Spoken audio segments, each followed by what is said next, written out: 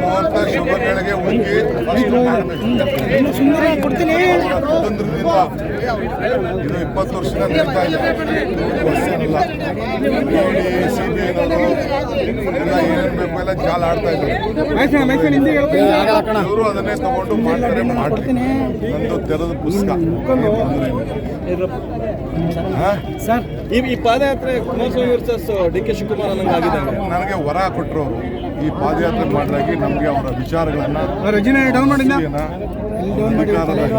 ಮಾಡಿದ್ರಲ್ಲ ಅಕ್ರಮಗಳನ್ನ ಜನರ ಮುಂದೆ ಇಡ್ಲಿಕ್ಕೆ ಒಂದು ಅವಕಾಶವನ್ನು ಮಾಡ್ತಾರೆ. ಸರ್ ಈಗ ತಮ್ಮ ಚಾಲೆಂಜ್ ಅವ್ರು ಅಕ್ಸೆಪ್ಟ್ ಮಾಡ್ಕೊಂಡಿದ್ದಾರೆ. ವಿಧಾನಸೌಧಕ್ಕೆ ಬರ್ಬೇಕಾ ಅಥವಾ ಚಾಮುಂಡಿ ಬೆಟ್ಟಕ್ಕೆ ಬರ್ಬೇಕಾ ಹೇಳಿ ಅಂತ ಹೇಳಿ ಅಷ್ಟು ವಿಚಾರ ಬೇಡಪ್ಪ. ಅಸೆಂಬ್ಲಿ ಡೇಟ್ ಏನಾದ್ರು ನೀವು ಫಿಕ್ಸ್ ಮಾಡ್ತೀರಾ? ಅವ್ರು ಫಿಕ್ಸ್ ಅಸೆಂಬ್ಲಿಲಿ ಅವ್ರು ಬರೋಕ್ಕಾಗಲ್ಲ. ಅಸೆಂಬ್ಲಿ ಒಳಗಡೆ ಅವ್ರ ಅಣ್ಣಂಗೆ ಇನ್ನೊಂದು ಕಳಿಸ್ತೀವಿ.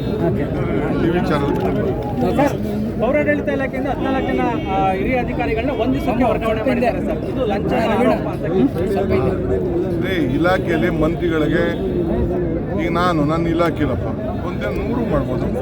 ಒಂದು ದಿವಸಕ್ಕೆ ಇದೆ ಇತಿಹಾಸ ಅಂತ ಯಾರು ಹೇಳಿ? 100 ಮಾಡ್ತೀವಿ. 100 ಮಾಡ್ಬೋದು ನೋಡ್ರಿ. ಮಂತ್ರಿಗಳಿಗೆ ಆ ಟೈಮಲ್ಲಿ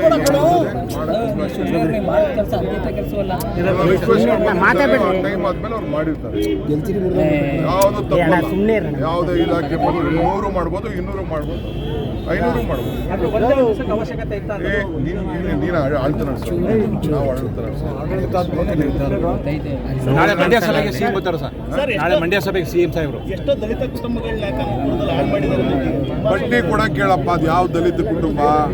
ಇವ ಮಂತ್ರಿ ಆಗಿದ್ದಲ್ಲ, ಚೀಫ್ ಮಿನಿಸ್ಟರ್ ಆಗಿದ್ದಲ್ಲ, ಯಾಕೆ ಇನ್ನೂ ಇನ್ವೆಸ್ಟಿಗೇಷನ್ ಮಾಡಿಸಿದಾರಲ್ಲ, ಇಲ್ಲೇ ಎಲ್ಲ ನಡೆದಿದೆ. ಯಾವ ದಲಿತ ಕುಟುಂಬ ನಿಲ್ಸಕ್ಕೆ ಹೇಳ್ರಿ ಅಲ್ಲಿ.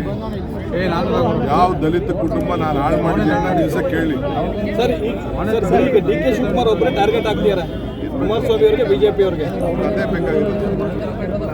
ನಾವು ಅದಕ್ಕೆ ನನ್ನ ಸುದ್ದಿಗೆ ನಾವು ಓದ್ತಾ ಇದ್ದೀವಿ. ಅದ್ರಲ್ಲಿ ಅರ್ಥ ಆಗಬೇಕಲ್ಲ ನಮಗೆ. ಈ ಪಾದಯಾತ್ರೆಯಲ್ಲಿ ಮೂಢ ಹಗರಣ ಇಲ್ಲ ಅನ್ನೋದಕ್ಕೆ ಇದೇ ಬೇಕಲ್ಲ.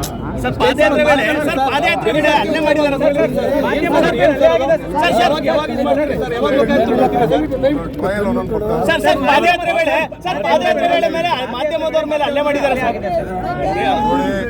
ಮಾಧ್ಯಮ ಪ್ರಜಾಪ್ರಭುತ್ವ ವ್ಯವಸ್ಥೆಯಲ್ಲಿ ಮಾಧ್ಯಮ ಬಹಳ ಮುಖ್ಯ.